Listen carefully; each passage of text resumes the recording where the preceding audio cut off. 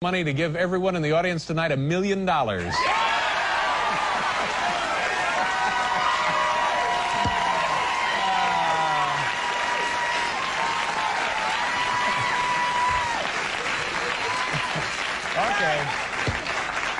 Okay, we'll see what kind of mood he's in.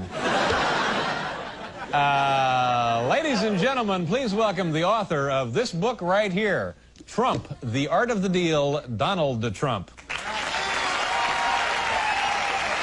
Hi, Donald. Good to see you. Nice of you to stop by. Thank you, David.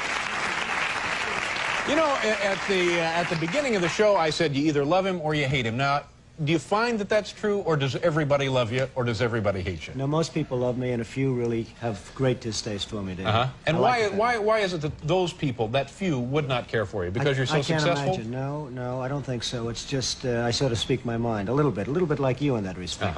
Yeah. A little bit like you. A little bit like me. Not too much, hopefully. How much are you worth right now, as you're sitting right here? Zero idea, David. It depends on what's happening with the world and the market. But the $1 million for each person in the audience sounds like it could be an intriguing idea. Yeah.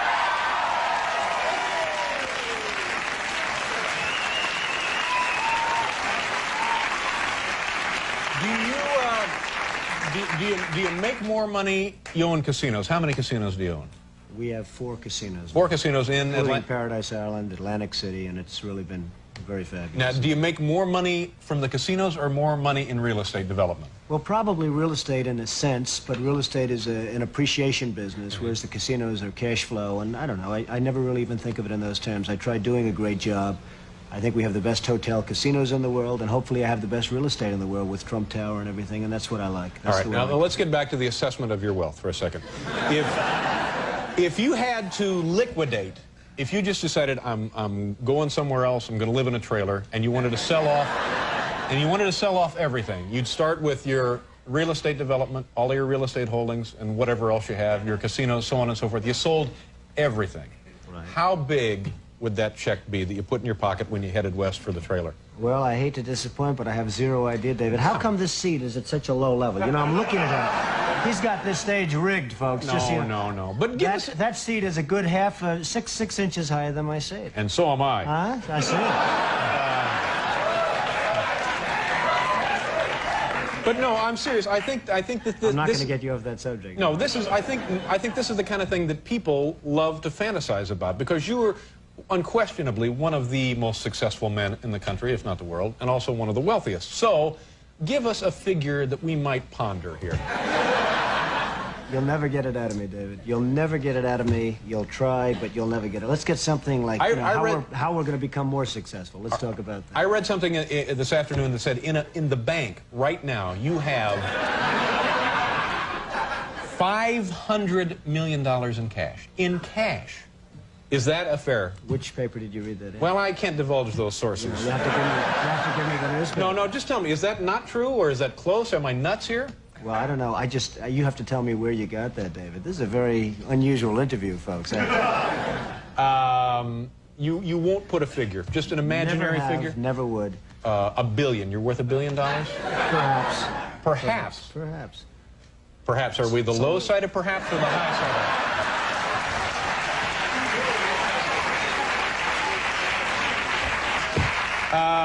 What were you like as a kid? What kind of childhood did you have? Well, I had a good childhood, wonderful parents, really good parents, and it was a good, solid childhood, I'd say. Very normal in a lot of respects, but a very, very solid childhood. Yeah. From the standpoint of family, you know. Are you a driven person? Did you jump out of bed in the morning and just...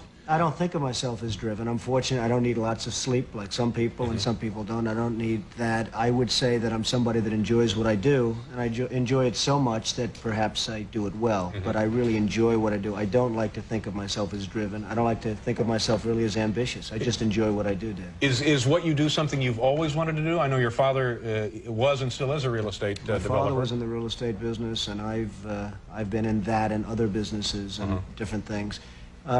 I like what I'm doing. I just enjoy what I'm doing. I love the real estate business, and I love the other businesses that I'm in. Could you have done it without your father as a support system, both emotionally and financially? Did he help you out when you were starting? The emotional was very important, and I learned a lot from my father, more than anything else. I learned a lot. My father was out in sort of a tough business in Brooklyn, Queens, rent-controlled property and various properties, and it wasn't a great business. It was a good business, and he was a solid guy and a bright guy.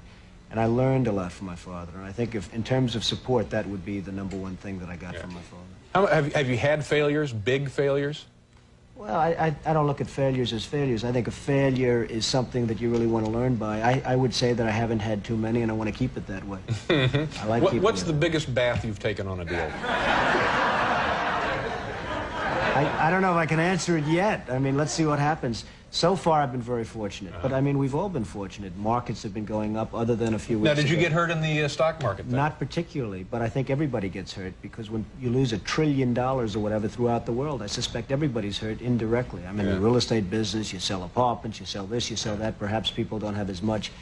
Everybody gets hurt by that, David. Let me ask you one more of these silly questions, and I promise after we do the commercial, we'll go on to other topics. Then we're going to get serious, right? Well, I didn't say that.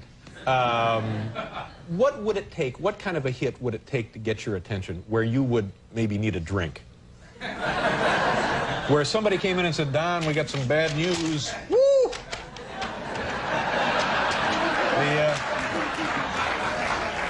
That's 7-Eleven in Akron. Well,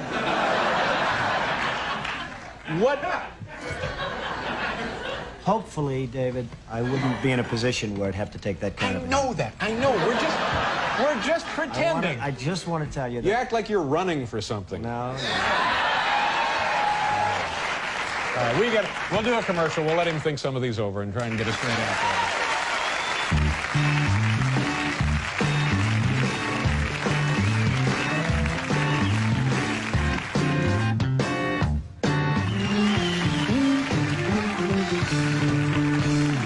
Okay, Donald Trump is here. You're on the cover of the new issue of People magazine. I don't know what I'm beating around the bush here. I don't know why you're being so goofy about this. It says on the cover, you're a billionaire. It does say that? Yeah. Well, if so people says it, I would have to believe it. When people says that. What's the deal with you and Ed Koch? Is this an old irritation between the two of you, or is this something new? No, it's really not. Ed Koch is a man who I've liked at some points in terms of I have no objection to Ed except for one thing. He's not a very capable or competent mayor. He's done. Whoa! He's done a bad, as most of you New Yorkers would probably know. He's done a pretty bad job running New York, and that hurts me and it hurts everybody. And when I see somebody that's not competent and he's running something, and something that I have really a big stake in, it bothers me, and I do something about it. Are you speaking from a position of somebody who has a lot of really, really special interest in the city? No, it's not I do have a special interest. I have a special interest in New York. New York City is a hot city. It's a great city. It's the greatest city in the world, according to many, and according you're here, and we're also here. Right. And I hate to see some of the things happening with New York that have happened under the Koch administration. So I hit him pretty hard in the book, but I hit him fairly in the book. I hit him very fairly. Yeah. Probably very hard in the book, but very fairly. Is it kind of a pointless defense to say that this city is so big that it is actually unmanageable to a certain extent, and he's doing the best he can, sort of just tending it day to day? No, I don't think so. I mean, I hope that's never a defense of anybody. I did the Woolman skating rink in 4 months for $2 million or $2.5 million. They started 7 years before that and were unable to build it. I think they spent something like $15 million. This is a huge ice skating facility in Central Park, which the city was... 7 years. 7 years. 7 years, they could not get it open. They could not build it, and we did it in 4 months. So, you know, you say, hey, it's big and everything else, and give them a little bit more time, but the fact is, that's a disgrace. The zoos are a disgrace. The subways, the schools. But really, David, it's really management. It's management, it's competence, it's capability, it's just basic ability, and Ed Koch doesn't have it. Yeah, but you're speaking again from the over-the-fence in private enterprise. He's trying to run a municipal administration. It can be done. You think it could be done? Absolutely. By the right person, it could be done. Yeah. Any thoughts? I mean, would you want to be mayor of this city? No, I wouldn't want to be mayor. It'd run very well if I was mayor, but I would not want to be the mayor of New York. Is there something you do want? No, I just want to keep doing what I'm doing. I mean, Yeah. I'm on your show. You're a fantastic show. You're a star in my book. Everyone's talking about. Yeah, I know. We I appreciate that. We wrote all about David in the big book. Now, that's another Pretty thing. surprised We to see came that. up to you that one afternoon, completely unannounced. We were in the lobby of the Trump Tower facility up the road there, and we just called up and said, can we come up and see Don? And they said, come on up. Absolutely. Now, how busy can you be? I'm not busy at But you all. were That was a lot of fun, by the way. Yeah, it Your was fun. coming up was a lot of fun. And I must say, I thought that was very gracious of you to do, because obviously you got a lot better things to do than goof around with me. You're right. Yeah.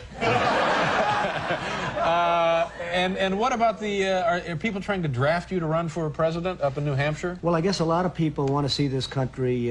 It's a shame what's happening. Japan, Saudi Arabia, Kuwait, everybody's taking advantage of the United States. People know that if certain people are running a country, that it won't happen. I mean, when you look at Japan, not paying for the defense, we're defending Japan. We're losing billions and billions of dollars. We're fighting for AIDS help and for farmers and for this and that.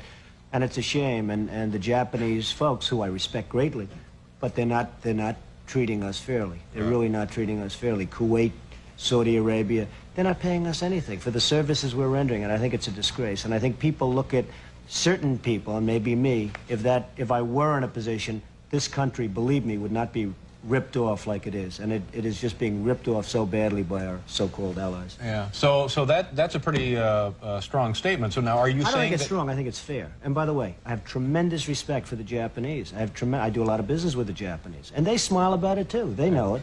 The country is losing billions and billions of dollars to Japan, and we can't afford to lose. And it's a shame. It's But a so shame now, what's are happening. you saying this by way of indicating that you could do it better, and you do intend to run for president at some point? No, I'm not going to run for president, but I think somebody. Now, could in do- 8 years, if you came back, would you have a different answer? In 4 years, I if you tend to came back? doubt it. I really tend Really? to doubt it. But I just think that there's so many ways that this country can straighten itself out, and we're not going about those ways. Cutting farm aid is not the appropriate thing. Cutting help for the homeless and help for the poor and welfare.